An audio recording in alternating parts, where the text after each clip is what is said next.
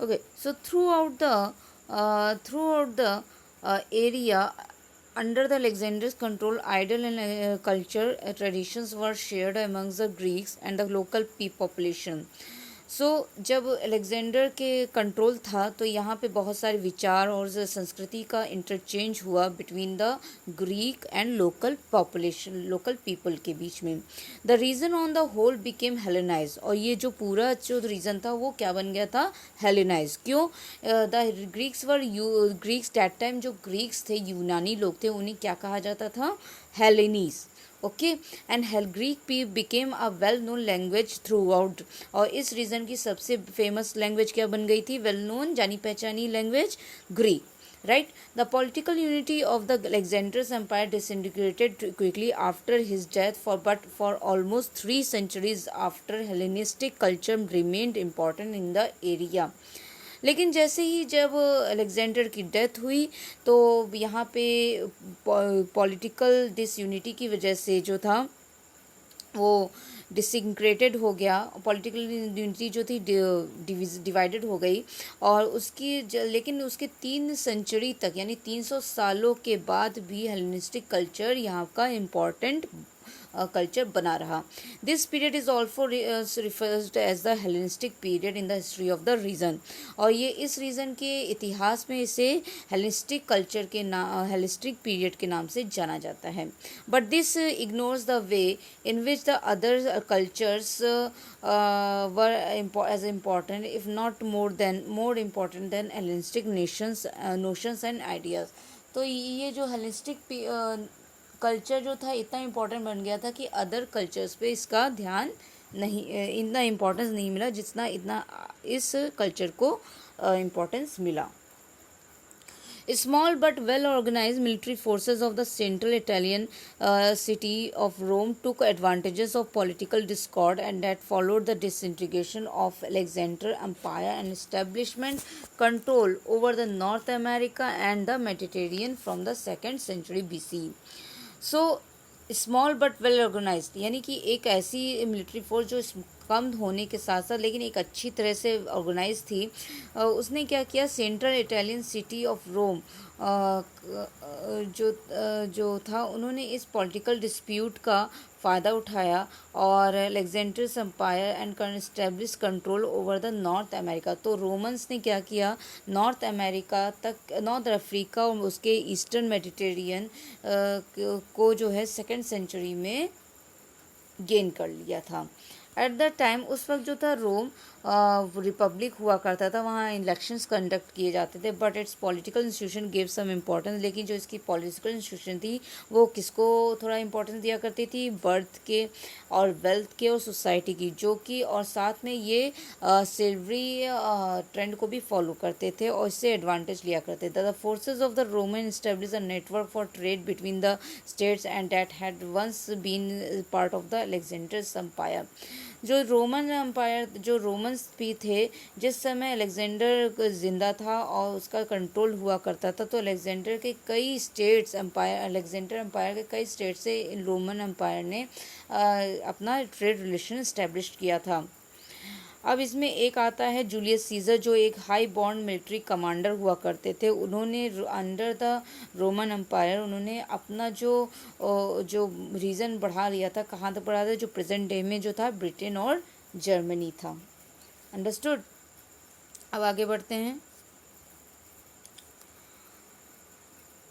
अब Latin spoken was the main language of the Greek was the main language of the Roman Empire, and though many in the East continued to use Greeks, and the Romans had a great respect for Hellenic culture. तो Latin जो थी वो रोम में use की जाती थी, लेकिन Romans का जो था हेलेनिस्टिक कल्चर को बहुत रेस्पेक्ट दिया करते थे.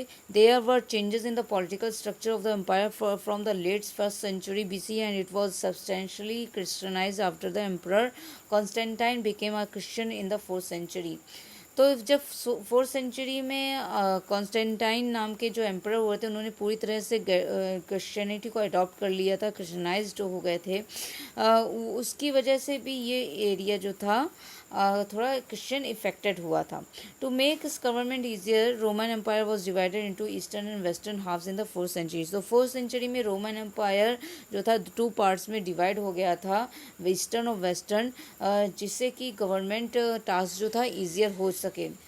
आप देखते हैं, but in the west there was a breakdown of the arrangement with that existed with the Rome and the tribes in the frontier areas of Goths, Visigoths, and Vandals and others. These arrangements deal with the trade, military commanders, recruitment, and the settlement, and the tribes increasingly attract the Roman administration.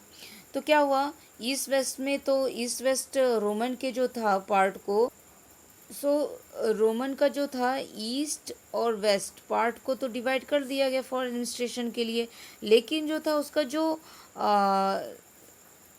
हाँ, उसका जो part था कौन सा वाला, हाँ, attacked, but the elements were dealt, हाँ, लेकिन उसका जो पार्ट था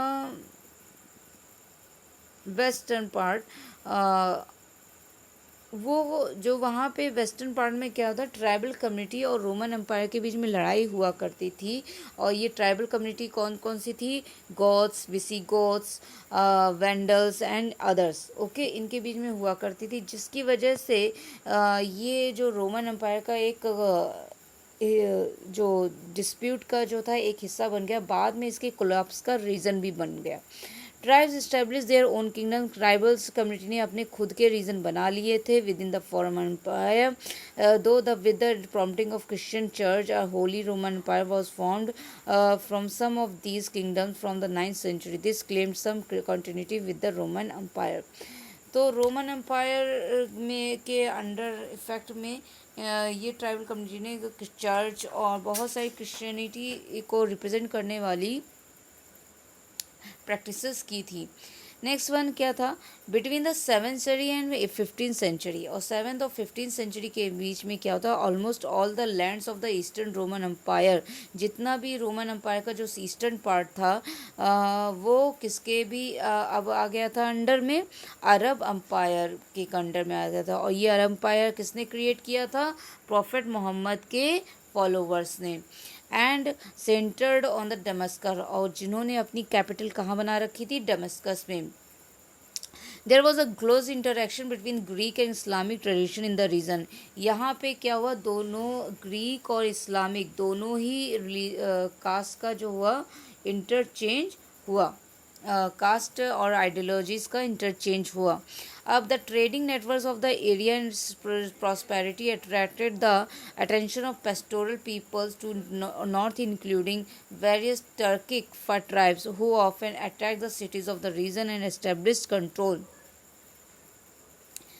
तो इस्लामिक और ग्रीक ट्रेडिशन का बहुत सारा क्लोज एक्सचेंज हुआ. And the trading networks of the area and its prosperity जो था वो किसके क्या हुआ, जो ट्रेडिंग नेटवर्क्स थे उनसे जो अट्रैक्टेड हो गए ये जो ट्राइबल कम्युनिटी थी, और जिसकी वजह से उन्होंने कई स्टेट्स पर उस वक्त हमले किए और उसको कंट्रोल कर लिया. ओके, ये पेस्टोरल कम्युनिटी की बात कर रहे हैं. फिर उसके बाद the last of these peoples to attack the area and attempt to control it were the, और इसमें लास्ट में जो एक पेस्टोरल हुआ करता था, जिसमें सबसे लास्ट में अटैक करने वाला जिसका नाम था Mongol under the Genghis Khan, जो चंगेज़ खां और उसके सक्सेसर हुआ करते थे, who moved to West Asia, Europe, Central Asia and China in the 13th century.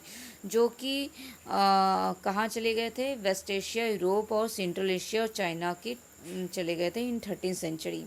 All these attempts to make and maintain empires were driven by the search to control the sources of the trading networks that existed in the region as a whole and derived benefit from the links of the region with the areas such as India and China. इस reason में जो था empires को maintain करने और बनाए रखने के लिए सबसे मेन जो फोकस पॉइंट था वो था ट्रेडिंग, जिससे कि ट्रेडिंग नेटवर्क इस्टेब्लिश हो सके और इंडिया जैसे और चाइना जैसी कंट्री से फ़ायदा लिया जा सके. एंड क्या हुआ, ऑल द एम्पायर्स इवॉल्व, तो सभी एम्पायर्स ने अपनी एक एडमिनिस्ट्रेटिव सिस्टम बनाया जो इस ट्रेड को स्टेबिलिटी प्रोवाइड करवा सके। They also evolve different types of military organisation, उन्होंने बहुत सारे मिलिट्री ऑर्गेनाइजेशन भी बनाए। And the achievements of one empire one often taken up by its successor over the time. The area came to be marked by Persian, Greek, Latin and Arabic language. और एक समय के बाद, समय के साथ ही इस एरिया की सबसे 4 मेन लैंग्वेजेस बन गई थी, Persian, Greek, Latin and Arabic and other language. यहाँ पे ये 4 लैंग्वेज बढ़ी और बोली जाती। सो reasons that appeal to peoples of okay, the empires were not stable। यहाँ के एम्पायर ज़्यादा तक स्टेबल नहीं रह पाए। क्यों? क्योंकि यहाँ पे आए दिन जो था लड़ाई होती रहती थी इस रीज़न में, क्योंकि over the resources for trading, जो रिसोर्सेज ट्रेड करने के लिए जो रिसोर्सेज हुए उनके लिए लड़ाई हुआ करती थी। It was also due to the crisis that developed in the relation between the empires and pastoral peoples. और इसके साथ ही एक और कारण था कि पेस्टोरल पीपल और एम्पायर के बीच में आए दिन लड़ाई हुआ करती थी। और from the home empires derive support from the, और जहाँ इन एम्पायर्स को जो नोमैडिक पीपल से उनसे लेबर भी मिलता था, साथ ही प्रोडक्शन करने के लिए मैन्युफैक्चर रॉ मटेरियल्स भी मिलते ही रहते थे। It is worth noting that not all empires were city centric. और ये आपको जानकर हैरानी होगी कि सभी एम्पायर सिटी सेंट्रिक नहीं थे, यानी कि सभी जो थे सिटी के थ्रू एडमिनिस्ट्रेशन वर्क नहीं करते थे। इसका सबसे बेस्ट एग्जाम्पल है मंगोल खां, जो एक नोमैडिक होकर भी उसने किस तरह से एम्पायर को मेंटेन किया था। Religion that appeal to the people of different ethnic origins who often spoke different languages. तो डिफरेंट पीपल जो थे डिफरेंट कल्चर को अपनाते हुए भी उन्होंने कई डिफरेंट लैंग्वेजेस बोली। Were important the making of the large empire. Language का भी एक बहुत अहम रोल है इन एम्पायर्स को बनाने के लिए। और ये सबसे पहला एक ट्रू है जहाँ फर्स्ट सेंचुरी में पैलेस्टाइन में आपका क्रिश्चियनिटी का ओरिजिन हुआ था, वहीं इस्लाम भी जो था 7th सेंचुरी में ओरिजिनेटेड हुआ था।